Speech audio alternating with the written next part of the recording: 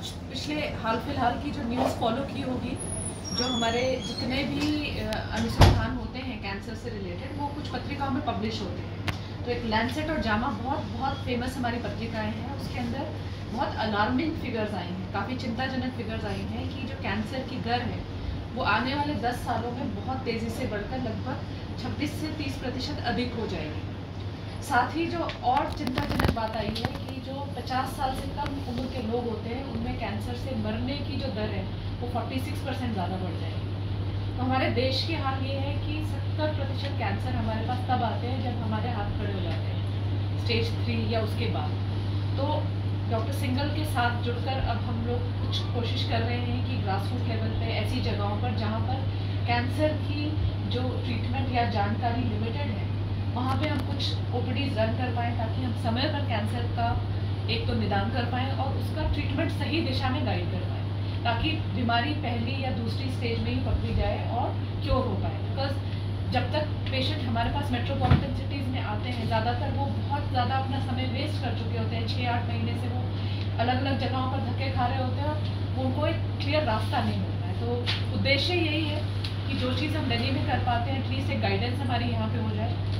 Treatment का कुछ options हैं यहाँ पे, कुछ चीज़ें यहाँ हो पाएंगी, पर जो चीज़ें हम गाइड कर सकते हैं और यहाँ पे हो जाए वो यहाँ हो जाएंगी। कुछ चीज़ों के लिए हो सकता है हमको मेट्रोपॉलिटन में फिर भी आना पड़ेगा, क्योंकि आपको पता है कैंसर ट्रीटमेंट बहुत ज़्यादा अलग अलग प्रणालियों से होती है। रेडिएशन है, कीमो है, सर्जरी है। तो हर शहर में हर प्रकार की कीमो या हर प्रकार की रेडिएशन उपलब्ध नहीं होती है। कुछ बेसिक चीज़ें यहाँ हैं, कुछ एडवांस चीज़ें जो नहीं है उसके लिए हमें फिर थोड़ा सा हमको गाइडेंस देना पड़ेगा। तो पहले और तीसरे शनिवार हम लोग यहाँ पे रहेंगे और यहाँ पर एक अगर पहले से बता देंगे तो हम थोड़ा सा फ्लेक्सिबिलिटी से OPD टाइमिंग शेड्यूल कर सकते हैं।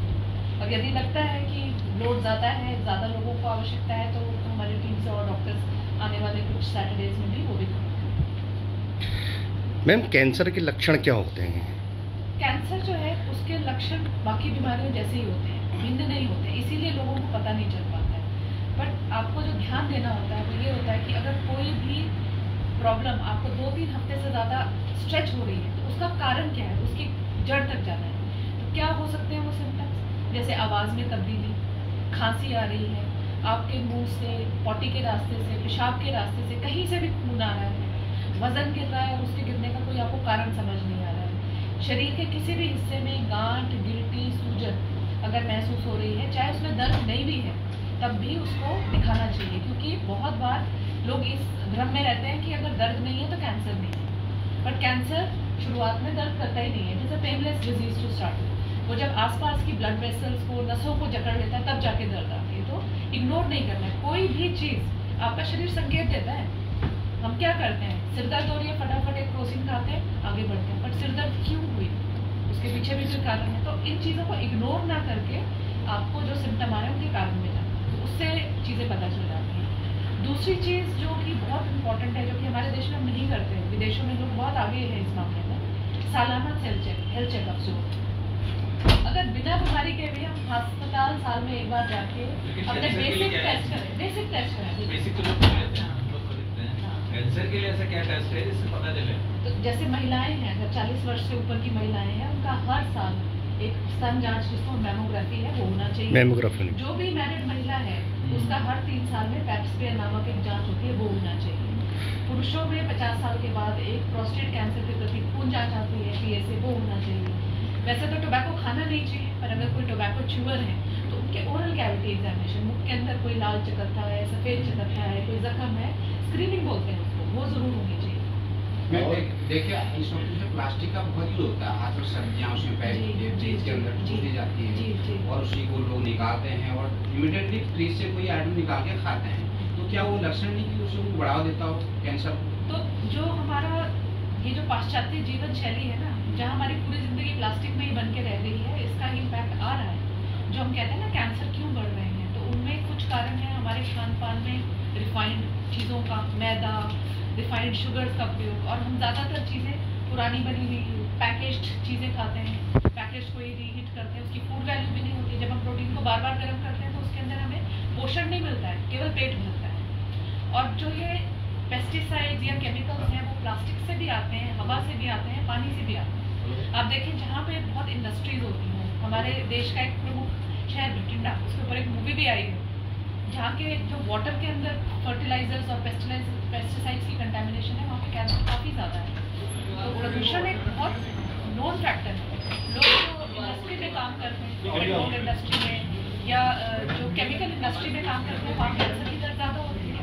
तो ये सब चीज़ें धीरे धीरे है फैक्टर्स जिसकी वजह से कैंसर बढ़ रहा है। जैसे आपने कहा कि पेशेंट्स बहुत सारे बढ़ हैं, उनकी डे बाई डे बढ़ रही है, तो इसकी रोकथाम के लिए जैसे आप बता रही हैं, आप 3 दिन यहाँ बैठेंगी, अन्य जगह दिल्ली या अन्य सिटी पे भी इसको रोकने के लिए क्या उपाय ज़्यादा बेटर हैं जिससे कैंसर रुक सके? तो आपको 3 या 4 अच्छी हेल्दी हैबिट्स अडॉप्ट करनी चाहिए। पहली चीज़, कोशिश करें कि आप तंबाकू का सेवन ना करें। 33% कैंसर टोबैको रिलेटेड। हर रोज हमारे देश में 2500 लोग मरते हैं बिकॉज ऑफ टोबैको। वो लंग की प्रॉब्लम हो सकती है, हार्ट प्रॉब्लम हो सकती है, कैंसर हो सकता है। तो टोबैको सबसे बड़ा कॉज है। दूसरा एक बड़ा कॉज जो कि महिलाओं में है, वो है ह्यूमन पैपिलोमा वायरस। और इस साल आपने देखा होगा बजट में प्रावधान भी रख दिया गया है कि वैक्सीनेशन होगी अब HPV की। तो कुछ बीमारियों के प्रति अगर टीकाकरण कर देते हैं तो उनसे होने वाले कैंसर कम हो सकते हैं, जैसे हेपेटाइटिस हो गया, ह्यूमन पैपिलोमा वायरस हो गया। और कुछ लोगों को आप देखते हो एसिडिटी बहुत रहती है, गैस एसिडिटी, तो H. pylori नामक एक बैक्टीरिया पेट में रहता है, उससे भी कैंसर हो सकता है। तो इन बीमारियों का निदान करके उनको ट्रीट करेंगे तो कैंसर दर कम हो सकती है। शराब इसमें सम्मिलित नहीं है क्या? शराब और लिकर सिगरेट सहयोगी है। सहयोगी है। एक तो वो टोबैको के इफेक्ट को ज़्यादा कर रहा है, उसके अलावा शराब अपने में भी एक जो जिसको कह सकते हैं जो इरिटेंट इफेक्ट है उसका, उसके चलते खाने के नलकी के कैंसर और पेट के कैंसर अधिक होते हैं उनमें जो शराब ज़्यादा पीते हैं, क्योंकि आप एसिडिटी से इरिटेट कर रहे हैं उसमें बहुत ज़्यादा। अरे इसी के साथ पाटिल जी ने एक बात की थी, मैं कह रहा हूँ आजकल ना एल्युमिनियम के बर्तनों से परहेज करने को कह रहे हैं, उसको खाना मत बनाइए। आता क्या है, एल्युमिनियम के बर्तन परहेज करना चाहिए, नहीं करना चाहिए। और जितने होटल्स हैं, जितना भी सब सिस्टम सब एल्युमिनियम के बर्तनों में बना रहे हैं। क्या एल्यूमिनियम के बर्तन पर से खराब नहीं है। अभी जो ज़्यादातर कहते हैं जो कैंसर कारक हैं, जो हमारे टेफ्लॉन के नॉन स्टिक के जो बर्तन होते हैं, जब उनमें स्क्रैच आ जाता है तो जब आप खाना पकाते हैं उस स्क्रैच में से कुछ केमिकल तत्व आपके भोजन में चले जाते हैं जो कि कैंसर कारक है। अच्छा, तो टेफ्लॉन के स्क्रैच बर्तनों का है। स्टील एल्यूमिनियम कुक करने में ऐसे कोई हार्म नहीं है। स्टील और एल्यूमिनियम सेफ पाए गए हैं, ऐसा नहीं है। बट वो जो फॉइल्स में पैक करते हैं, ठंडा खाना बार बार रीहीट करके खाते हैं, वो हेल्थ कोई मिलाकर जो फाइल्स जो पेपर जो लपेटते हैं वो भी नुकसानदायक है क्या? उनका हमारे पास कैटेगरी 1 एविडेंस नहीं है। जो कैंसर कारक तत्व होते हैं उनको हम कैटेगराइज करते हैं कैटेगरी 1, 2, 3, 4। वो कैटेगरी 3 में पढ़ते हैं, डाउट है, हो सकता है, कोई फुल प्रूफ कैटेगरी 1 एविडेंस नहीं। तो महीने में 3 दिन आप यहाँ बैठेंगी जी, फर्स्ट और थर्ड सैटरडे 2 दिन। जी। तो क्या OPD में कोई शुल्क या कुछ रखा हुआ है या शुरू में निःशुल्क सेवा की जाएगी? जो हमारे बहुत ही गरीब तबके के पेशेंट हैं उनके लिए हमने सोचा एक प्रावधान रखेंगे कि एक निःशुल्क OPD का, बाकी जो भी हॉस्पिटल के चार्जेस रहेंगे हमारे वैसे ही रहेंगे। तो ये कैसे पहचान करेंगे कि ये गरीब है या अमीर है? जब वो रजिस्ट्रेशन पे आते हैं, आई थिंक इतना तो एक ज्ञान हो ही जाता है कि क्या प्रोफेशन रखते हैं। हम लोग हॉस्पिटल में भी EWS कैटेगरीज रखते हैं इसी वजह से, क्योंकि पता चल जाता है। अच्छा, एलोपैथिक मेडिसिन जैसे लंबे टाइम तक खाने से बढ़िया ये होता है। कैंसर मेडिसिन से इंड्यूस नहीं होता। कैंसर अगर आप लॉन्ग टर्म कोई मेडिसिन खाते हैं तो उनसे गुर्दे खराब होने का डर रहता है। अगर आप बहुत ज़्यादा over the counter pain killers देते हैं जो कि नॉन स्टेरॉइडल होते हैं, उनसे गुर्दे खराब होने का डर रहता है। अगर आप हाई डोज पैरासीटामोल बहुत लंबे समय तक देते हैं तो पैरासीटामोल हमारे लिवर से निकलता है, लिवर डैमेज होने का खतरा रहता है। तो दवाएं बिना सुपरविजन के, बिना प्रिस्क्रिप्शन के अननेसेसरी नहीं खानी चाहिए। कुछ लोग एंटीबायोटिक्स ले लेते हैं, ज़रा सा गला खराब हुआ एंटीबायोटिक ले लिया। बहुत बार एंटीबायोटिक की आवश्यकता ही नहीं होती है, क्योंकि वायरल फीवर्स होते हैं, उनके ऊपर ना एंटीबायोटिक काम करेगा और वो एंटीबायोटिक से ठीक भी नहीं होने, वो अपने आप ही होने। मतलब एक जोक है, वायरल में यही कहते हैं कि वायरल में अगर दवाई लो तो 1 हफ्ते में ठीक होगी, अदरवाइज 7 डेज में ठीक होगी। तो मतलब बात तो एक ही है। एंटीबायोटिक वीकनेस करती है।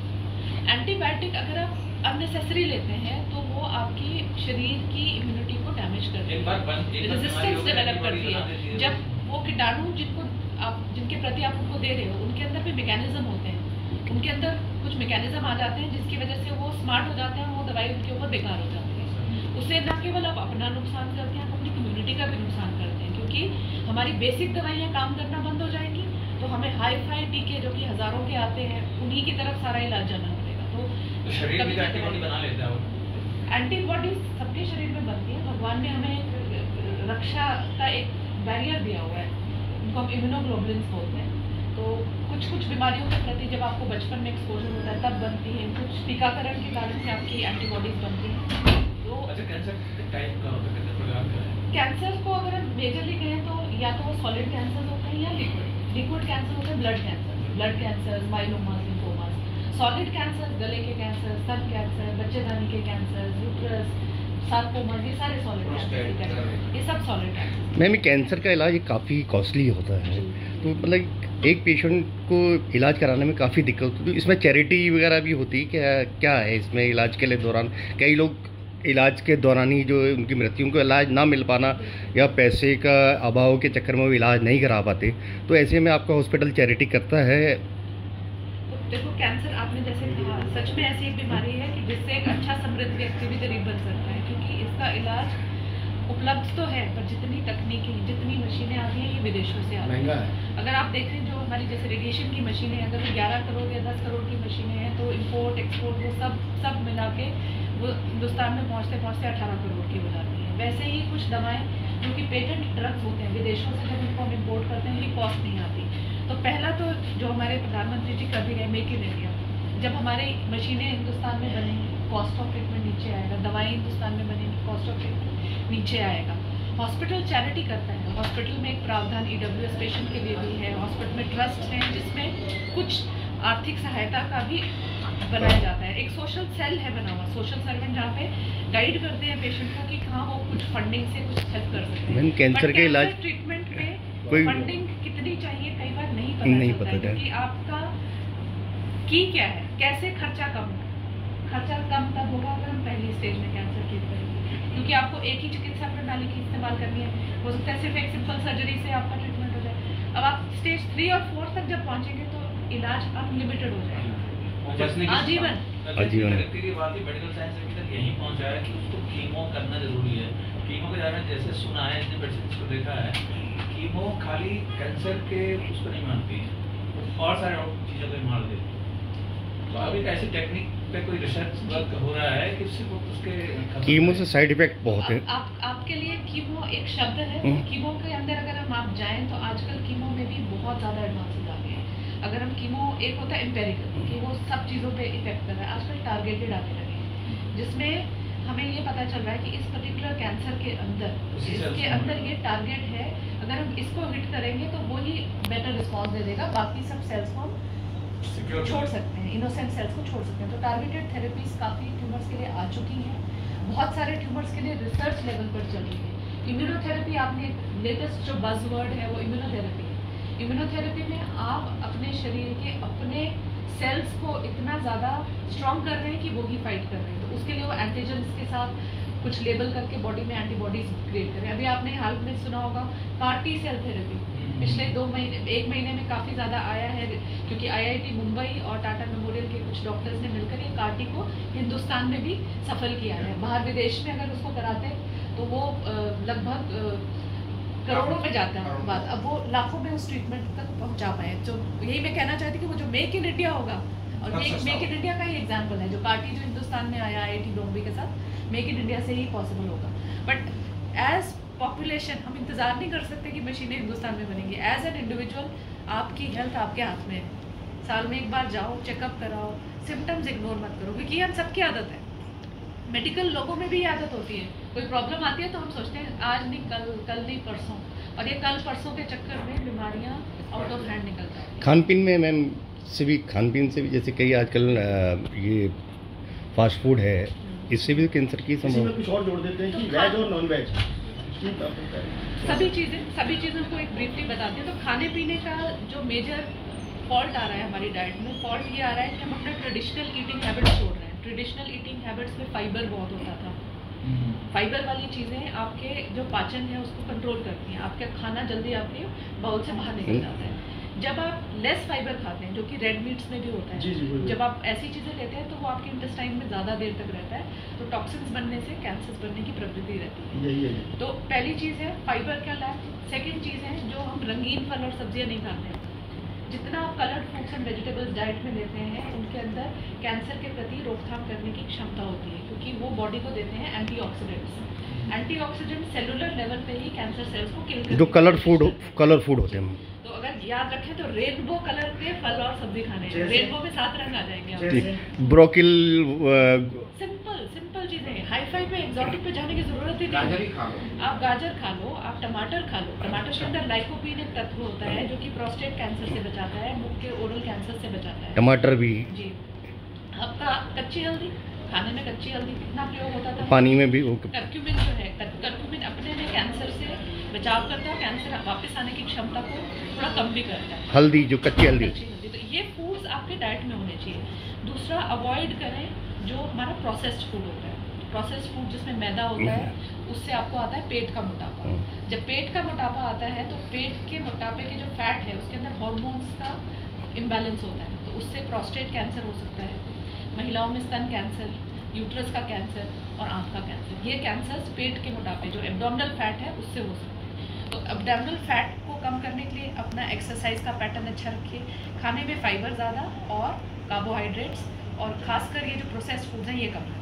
डॉक्टर साहब, हल्द्वानी बहुत बड़ा शहर है और आपके ठीक सामने एक हॉस्पिटल है। Cancer hospital, cancer Ram Shri Rammurthy cancer, दो हॉस्पिटल, बैच में सामने कैंसर इंस्टीट्यूट अलग है मैम। इंस्टीट्यूट है जो सुशीला तिवारी से रिलेटेड गवर्नमेंट है। मैं वहाँ कई बार गया हूँ, मेरे फ्रेंड थे, उनकी मम्मी कीमो होता था वहाँ पे, काफ़ी पेशेंट्स होते हैं। यहाँ पर अगर आप व्यवस्था शुरू कर रही हैं तो उनके लिए इलाज की क्या प्रॉपर व्यवस्था होगी या फिर उन्हें दिल्ली ही पहुँचना पड़ेगा आपके पास? देखिए, मेरा यहाँ पे रोल है कि सही समय पर उनको सही जानकारी से सही टाइम पे डायग्नोज करें। अगर उनका एक उलझन में है, अभी जैसे हम एक पेशेंट देख के आए, वो पिछले 3 हफ्ते से भटक रहे हैं, वो जो भटक रहे हैं और उस दौरान जो 3 हफ्ते में बीमारी की दर कहीं से कहीं पहुँच गई, उसको पहले रोकना।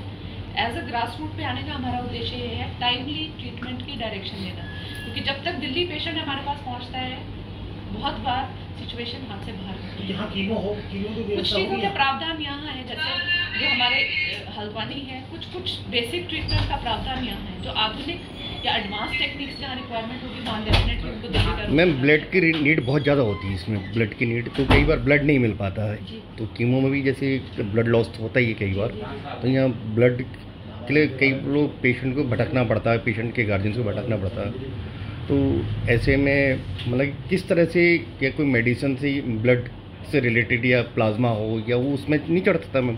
कुछ चीज़ों का प्रावधान होता है, जैसे आपका सिर्फ वाइट ब्लड सेल कम हुए तो कुछ टीकों से वो बढ़ जाता है।